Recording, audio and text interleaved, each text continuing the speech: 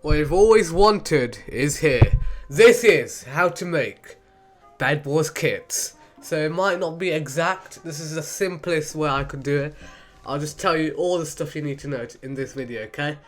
A lot of people have been wanting this. This is quite wanted in people who want to make the game. So I have a kit that I'll give, but so in the starter GUI, we'll go for that first. We have a GUI here with this button.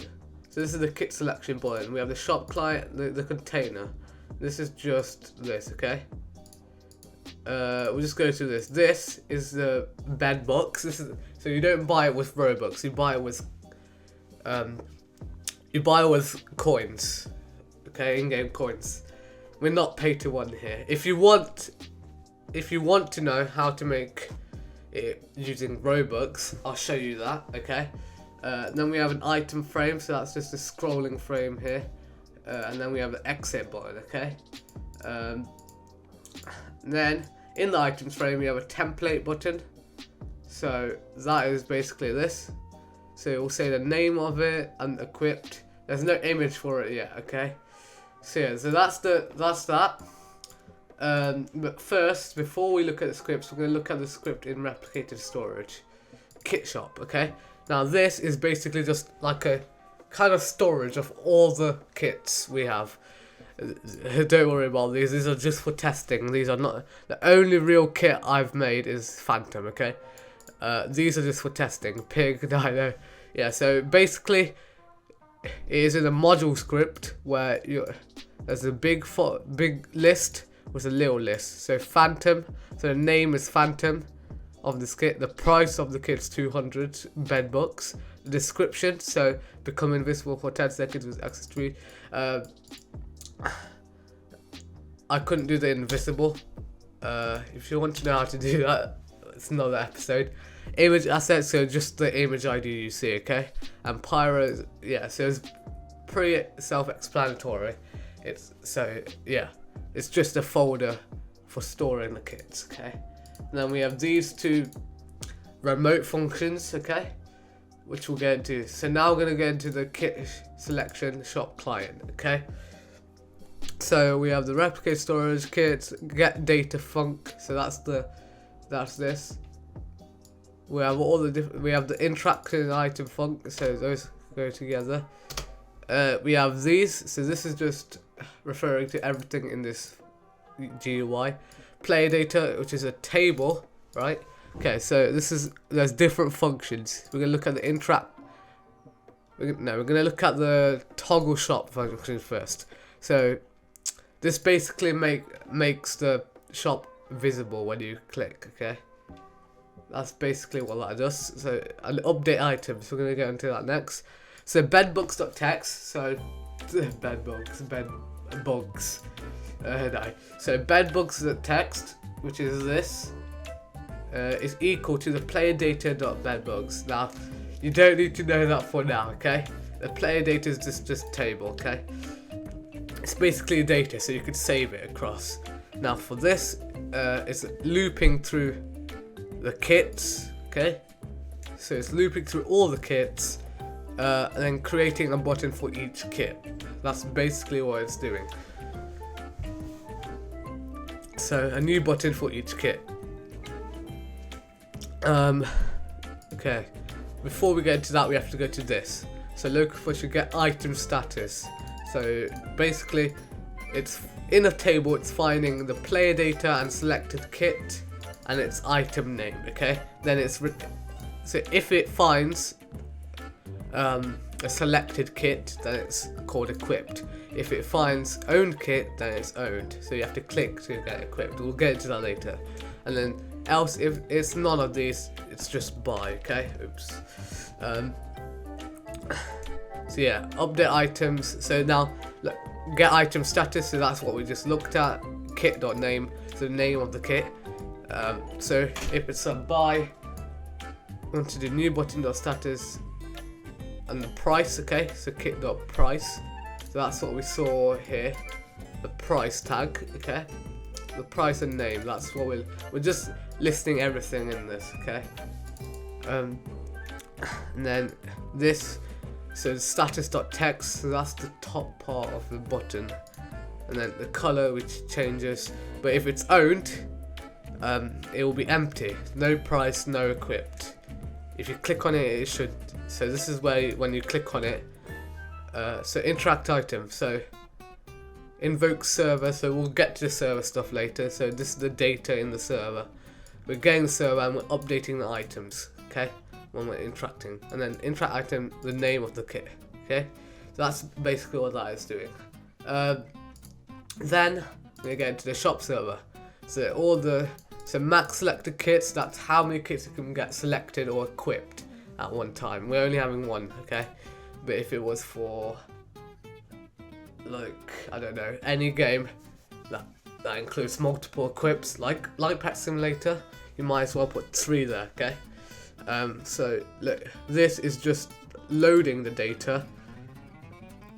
Basically checks if it's successful and a connection success, and then if the player is new, so if they can't find any player data, it gives a default settings. So owned kits, Phantom, Pyro, Fanta, okay. Data play. So this is yeah, so it's just giving the player data. Now else, if they can't find anything, they're unable to get the data for the player, and maybe if the servers are down, it'll kick, okay, if they can't get the data. This is saving data, is quite similar, but we're not giving default, we're just saving the data they already have. Say the developer, me, shuts down the server, or any of you guys shuts down the server, right? So if it checks if it's in studio, because it lags if you close it, because we're saving it twice. So it checks if it's in studio and then print shutting down. If it's in studio, it will print shutting down inside studio, okay? So it doesn't save in studio for this. It only saves once. This is get item status. So it's the same thing that we saw in the shop client. Owned, equipped, for sale, and then this. So interact item. So if the shop item, so that's anything in this module script. So if shop so if those two exist, so if the data exists and the shop item exists, then we get the status. So it's for sale. So then if the shop item price is less than how much the player, the bed bugs that the player owns, then we minus the shop item price. So basically reduce their total money, and it inserts the kit that they bought into the owned kits table. So basically, so if you just look at this, the owned kit, so just add a new kit, okay, whatever they bought, maybe a pig or something. All right, and then owned. So if player data to the selector kit greater than max selector kits, so basically owned. So this is when you're clicking it. So when you click for sale, you buy it, but when you click owned, it transfers it to the selector kit. Okay, for equipped it doesn't do anything, and then it returns the player data, or if they can't find anything, no data found, and returned false. And this is just returning the data. So that's basically the server and client scripts. So let's see that in action first. So I'm gonna press play.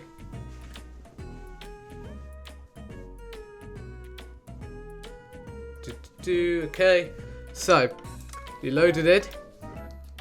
If you see in the output, connection success. I'm not a new player because I've been testing this, and you have different, you can equip. I have all of them, but if you were to buy them,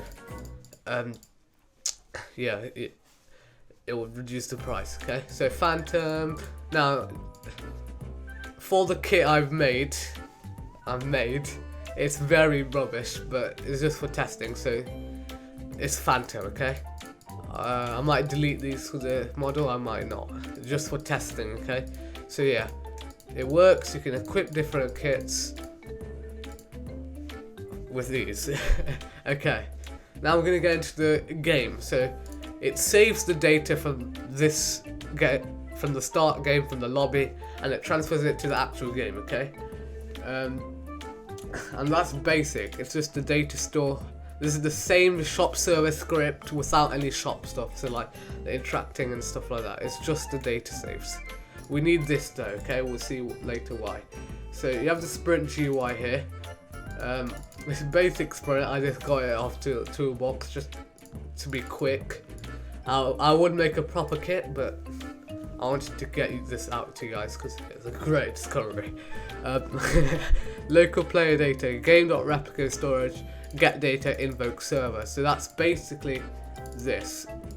It's getting the data, and this is checking. So it loops to the kits. It loops to this player data that select a kit. So it loops to that. If the kit includes Phantom, so if it's Phantom, then there's a template. So there's a button that gets visible, and you can sprint. Okay. So I'm going to show you that in action. So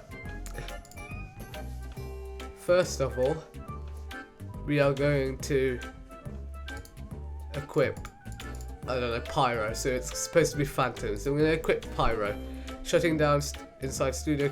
Okay, and then so if we load into here, there's no sprint button, as there should be. There shouldn't be any sprint button because it's not the correct kit. There should probably be like a flamethrower or something. It doesn't really matter.